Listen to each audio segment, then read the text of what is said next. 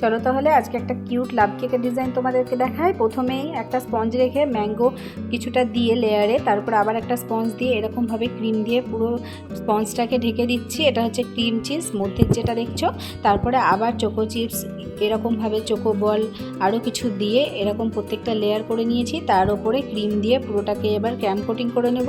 Crumb coating করে নেওয়ার পরে তোমরা দেখবে ডিজাইনটা কত সুন্দর লাগবে, কিউট একটা লাভ কেক। তো কাস্টমারের ইচ্ছা ছিল পিঙ্ক কালারের কেকটা নেওয়া, তার জন্য হালকা একটু পিঙ্ক কালারের ক্রিম দিয়ে ওপরটা করে নিচ্ছি।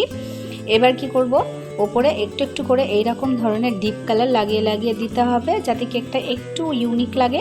তার উপরে ডিজাইনটা তোমরা দেখো, দেখলেই বুঝতে পারবে কিভাবে ডিজাইনটা করা হচ্ছে। একটু একটু করে এরকমভাবে ফন্ডেন্টের কিছু ক্যাপচার করে বসিয়ে দেওয়া হয়েছে ওপরে, তারপরে ব্ল্যাক কালারের ক্রিম দিয়ে পাশগুলো ডিজাইন করে দেওয়া হচ্ছে।